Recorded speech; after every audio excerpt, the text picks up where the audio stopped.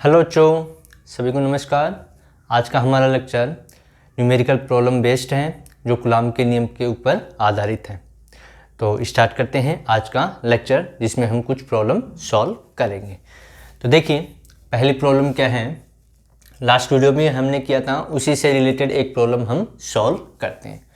मान लो कि ये हमें कोई रोड दे रखी है इस प्रकार से, और इस रोड की लेंथ है मान लो L। कितनी है? टोटल लेंथ है L, ये हमने मान लिया। ये इसका सेंटर हमने ले लिया। अच्छा, इसको हमने चार्ज कर रखा है। क्या कर रखा है? चार्ज कैपिटल Q से हमने इसको चार्ज किया, यानी कि ये Q चार्ज है वो इस पे पूरी तरह से डिस्ट्रीब्यूट है। अब हमसे क्या पूछा गया है कि इसके ओरिजिन यहाँ से R डिस्टेंस पर, कितनी डिस्टेंस पर? R डिस्टेंस पर कोई एक चार्ज है, यहाँ चार्ज रखा हुआ है Q, ठीक है। यानी कि इसके सेंटर से, ओरिजिन से यहाँ पर एक चार्ज रखा हुआ है स्मॉल q, ठीक है। अब हमसे ये पूछा गया है कि इस प्लेट के कारण, या ये जो हमने रोड ली है, छड़ जो ली है, उसके कारण इसके ऊपर लगने वाला फोर्स कितना है, कूलॉम फोर्स या इलेक्ट्रोस्टैटिक फोर्स है वो कितना होगा। ऐसा ही क्वेश्चन लास्ट में हमने किया था। उसमें हमने क्या किया था कि यहाँ से डिस्टेंस ली थी, यहाँ से डिस्टेंस क्या मानी थी? a मानी थी। लेकिन आज जो है वो हमें यहाँ से यहाँ तक की डिस्टेंस दे रहा है, इसके सेंटर से कितनी है? r है, ठीक है। तो इसके लिए क्या करें? सबसे पहले चार्ज, आवेश, एकांक लंबाई, या हम कहें कि इसकी लीनियर चार्ज डेंसिटी, रैखिक आवेश घनत्व हम मान लेते हैं लैम्डा। कितना है? लैम्डा। तो यहाँ पर लैम्डा यदि हम निकालते हैं इसके लिए, तो लैम्डा हमारे पास आएगा, लैम्डा इक्वल्स टू चार्ज कितना है Q और लंबाई कितनी है L। तो लैम्डा कितना आ गया? यानी कि एकांक लंबाई में चार्ज, उसी को हम रैखिक आवेश घनत्व कहते हैं। तो Q अपॉन L। अब हम क्या करें, इसका यहाँ से कोई डिस्टेंस हम ले लें, यहाँ इससे सेंटर से ये डिस्टेंस हमने मान ली x है। कितनी है? x हमने मान ली, ठीक है। तो यहाँ पर ये एक स्मॉल एलिमेंट हमने ले लिया। क्या ले लिया? स्मॉल एलिमेंट हमने ले लिया, और इसकी मोटाई हमने मान ली dx। कितनी मान ली? dx। तो देखिए यहाँ से ये दूरी कितनी बच गई? यहाँ से यहाँ तक की, यहाँ से यहाँ तक की r है। कितनी? यहाँ से यहाँ तक की r, और ये हमने x मानी है, तो ये कितनी बच गई? r minus x. कितनी बच गई? r माइनस एक्स हमारे पास बच गई। अब ये जो स्मॉल एलिमेंट लिया, मान लो इसके ऊपर, यहाँ पर हम डिसाइड मान लें कि इसके ऊपर चार्ज कितना है? dq। इस स्मॉल एलिमेंट के ऊपर चार्ज कितना है? dq। तो इस dq की वैल्यू क्या होने वाली है? ये हमने लास्ट लेक्चर में भी किया था। तो dq की वैल्यू कितनी होगी? dq इक्वल्स टू हमारे पास आएगा लैम्डा। क्या जाएगा? लैम्डा इंटू में लैम्डा इंटू dx। क्या जाएगा? लैम्डा इंटू dx, ठीक है। एकांक रैखिक आवेश घनत्व है और कितने में है यहाँ पर? तो dx से मल्टीपल। तो यहाँ से लैम्डा की वैल्यू कितनी है? q अपॉन में l इंटू में dx, ये आ गया। यानी कि ये वैल्यू हमारी dq की आ गई। ये लास्ट लेक्चर में किया था, उसमें भी ऐसा ही आया था, ठीक है। तो dq इक्वल टू आ गया ये हमारे पास। अब इस एलिमेंट के कारण, यानी कि इस एलिमेंट के कारण इसके ऊपर लगने वाला कूलॉम फोर्स निकाल सकते हैं।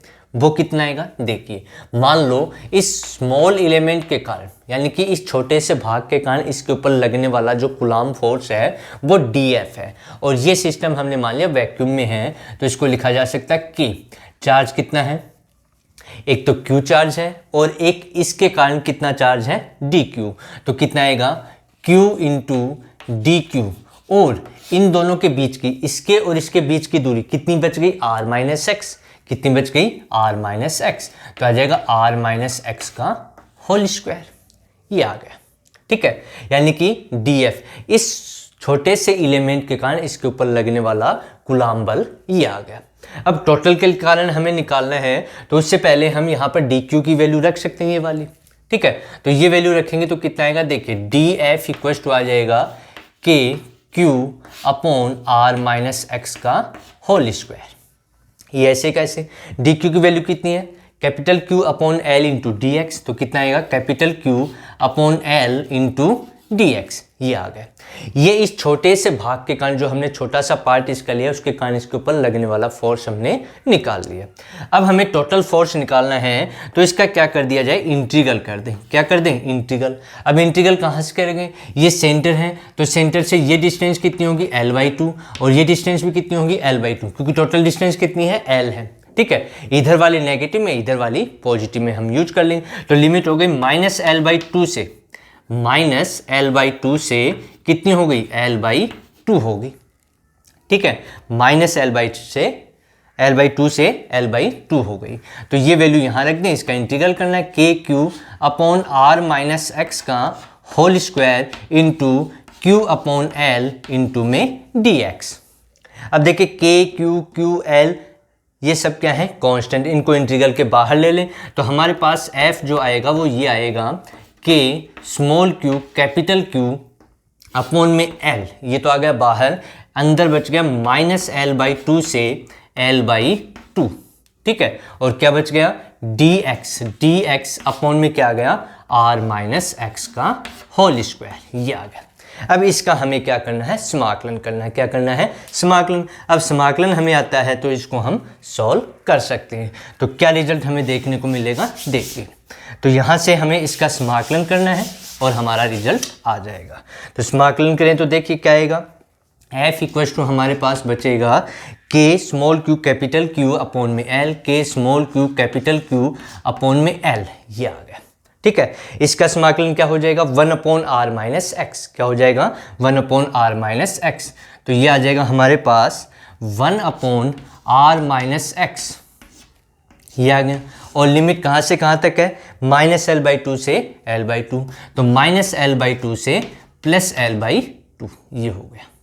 ठीक है, -l/2 से +l/2 तक। अब हमें x की जगह क्या रखना है, l/2 यूज करना है। क्या रखना है, l/2।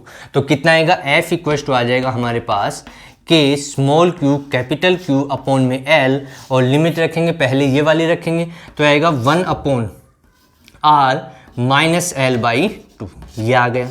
ठीक है, फिर माइनस साइन आएगा, फिर क्या आएगा, माइनस साइन आएगा। अब रखेंगे लिमिट माइनस ये वाली तो आएगा 1/r, माइनस ये कितना हो गया, +l/2, ये आ गया। ठीक है, अब इनका एलसीएम ले लें। क्या ले लें, एलसीएम। तो f कितना आ जाएगा, f आ जाएगा K small q capital Q upon में L, और इसका एलसीएम आ जाएगा r-l/2 इंटू में r+l/2, ये आ गया एलसीएम।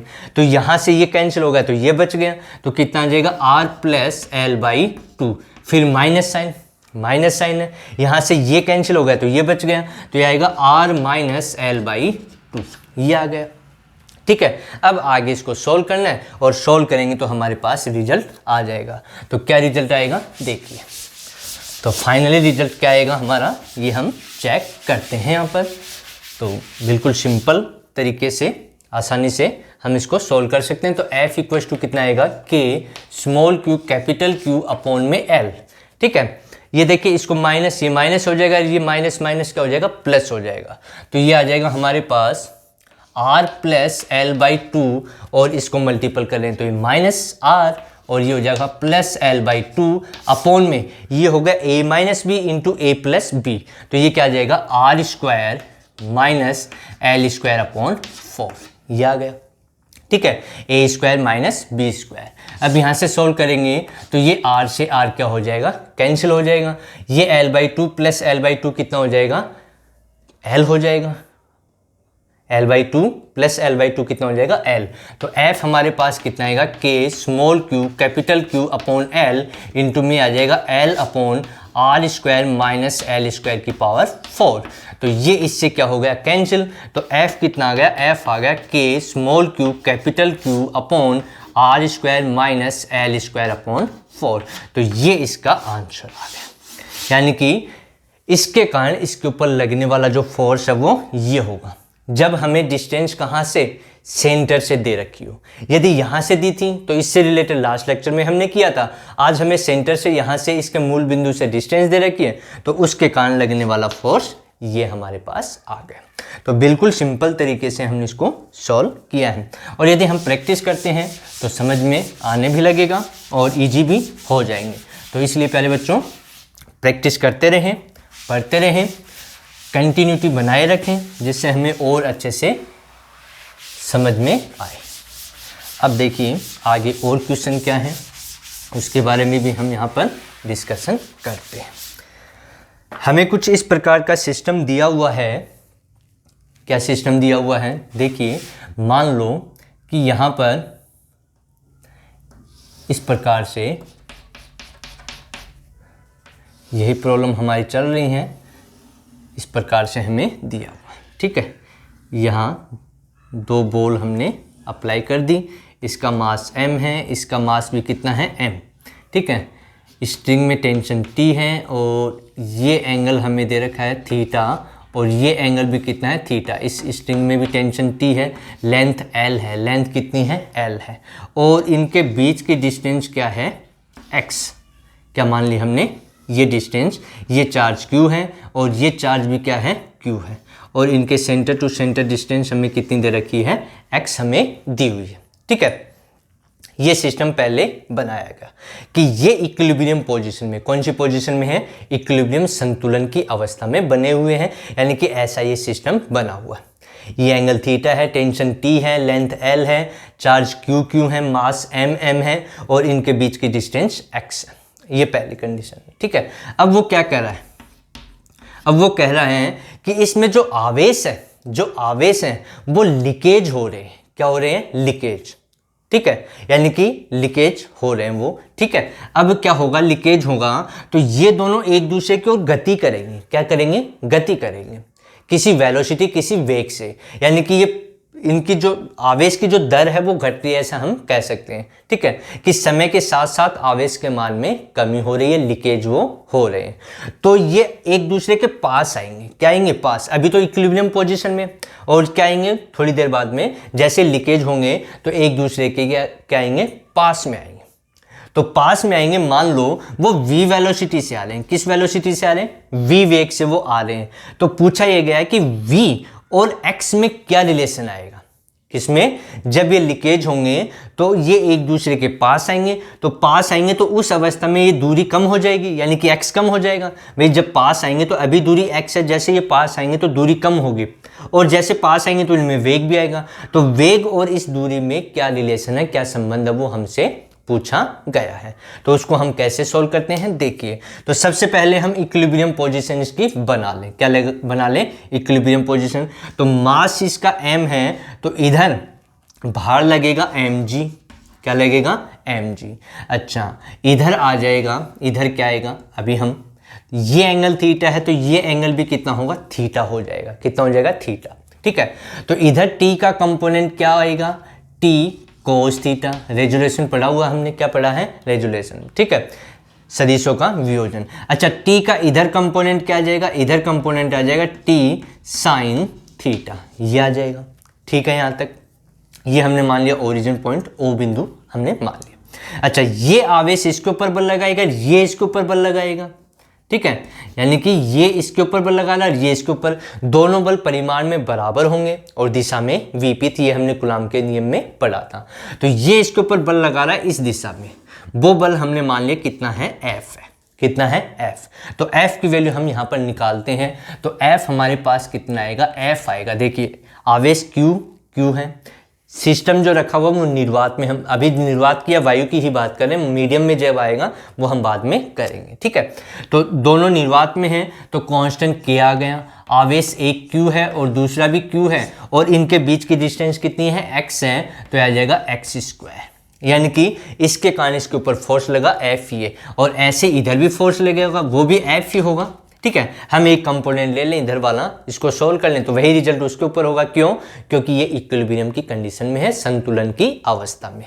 ठीक है, तो अब इक्विलिब्रियम में है तो देखिए, ये कंपोनेंट इसको बैलेंस कर लेगा और ये कंपोनेंट इसको बैलेंस कर लेगा। तो यहां से लिखा जा सकता है t sine theta equals to F। क्या लिखा जा सकता है, t साइन थीटा, इसको बैलेंस कर रहा है। और f हमारा कितना है, k q into Q upon x square, यानी कि ये आएगा k q into Q, Q square हो गया अपॉन में एक्स स्क्वायर। ये इक्वेशन नंबर 1, यानी कि इसने इसको बैलेंस कर लिया। अब ये इसको बैलेंस करेगा तो कितना आएगा, t कोस थीटा, क्या आएगा, t cos theta equal to mg। ये आ गया इक्वेशन नंबर 2। अब इक्वेशन 1 में डिवाइड कर दें इक्वेशन 2 का, ठीक है। तो क्या आएगा, देखिए t साइन थीटा अपॉन में t cos theta equal to हमारे पास आ जाएगा k q square upon x square upon m g. ये पीछे भी पढ़ा हमने।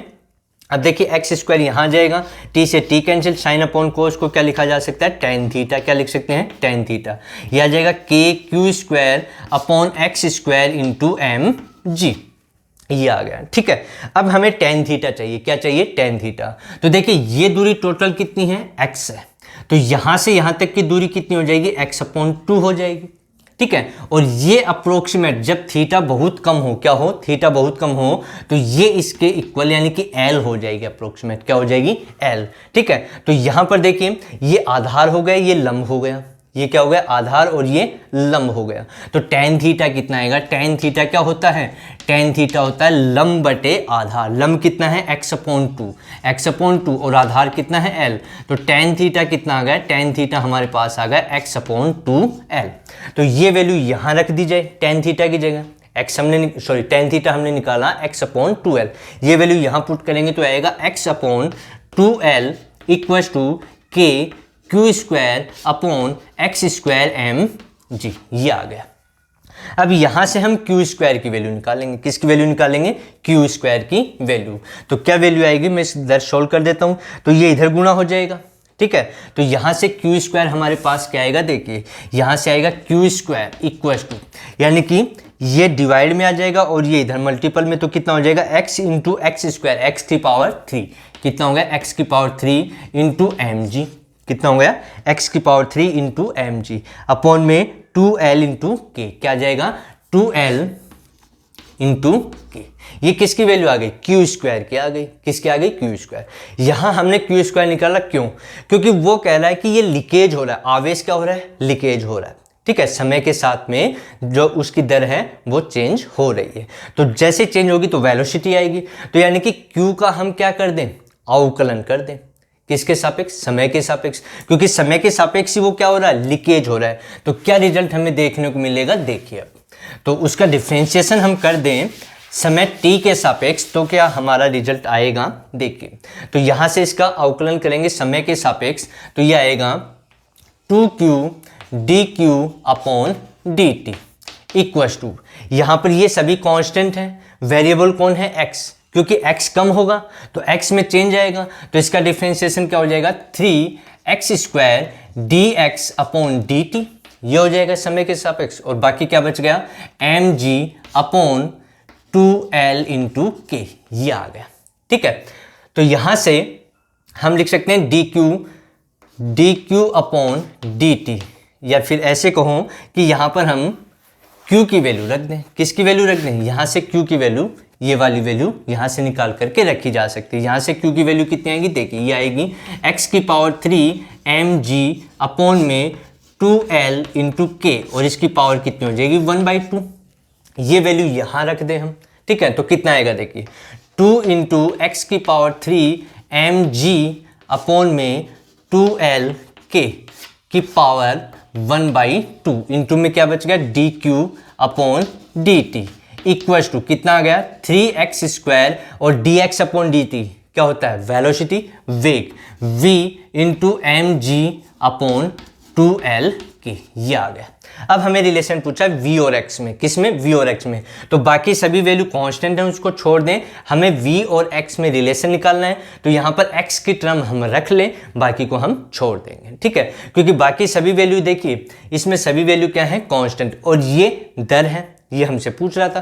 तो यहाँ से v हम निकाल सकते हैं। तो यहाँ से कितना आ जाएगा, x की पावर 3 और इसकी पावर कितनी है, 1/2 इक्वल टू क्या आएगा, एक्स स्क्वायर, यानी कि हमें x और v में रिलेशन निकालना है, बाकी को हमें छोड़ देना है। तो क्या रिलेशन आएगा, तो यहाँ से आएगा यानी कि ये छोड़ दिया, ये सब हमने छोड़ दिया, x की पावर 3 है और इसकी पावर कितनी है 1/2, ये ऐसे कैसे लिख दिया, इधर 3 छोड़ दिया, इधर ये छोड़ दिया, तो इधर बच गया एक्स स्क्वायर इंटू में v। तो इसको क्या लिखा जा सकता है, इसको लिखा जा सकता है x की पावर 3/2 इक्वल टू कितना आ गया एक्स स्क्वायर इंटू में v। एक्स स्क्वायर इधर ले जाएंगे तो v इक्वल टू आएगा x की पावर 3/2 अपॉन में एक्स स्क्वायर, ये आ गया।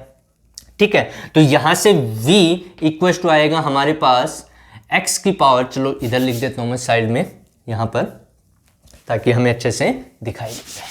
तो इधर मैं सॉल्व कर देता हूं, क्या आएगा हमारा रिजल्ट।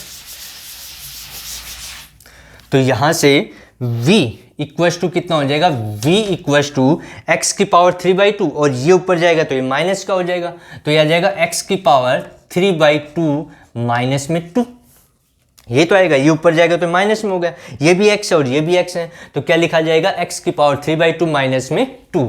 तो v इक्वल टू क्या लिखा जाएगा, x की पावर एलसीएम कितना आ गया 2 आ गया, तो 3 माइनस 4, यानी कि v इक्वल टू कितना आ गया x की पावर -1/2, यानी कि v जो समानुपाती है ये कांस्टेंट है तो प्रोपोर्शनल साइन हम लगा सकते हैं।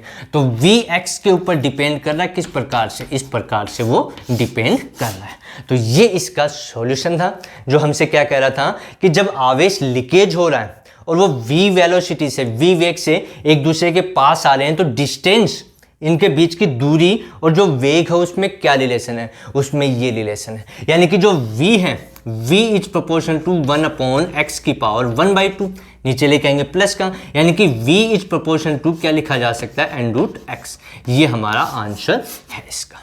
ठीक है, तो बिल्कुल सिंपल सी प्रॉब्लम थी। ऐसी प्रॉब्लम कंपटीशन एग्जाम में पूछी भी जाती हैं, काफ़ी बार पूछी भी गई हैं। तो प्यारे बच्चों, आज का हमारा ये लेक्चर था जिसमें हमने इक्विलिब्रियम पोजीशन से रिलेटेड प्रॉब्लम सॉल्व की, कूलॉम के नियम के ऊपर आधारित कुछ प्रॉब्लम सॉल्व की। अगले लेक्चर में हम और प्रॉब्लम आपके लिए लेकर के आएंगे, तब तक सभी पढ़ते रहें।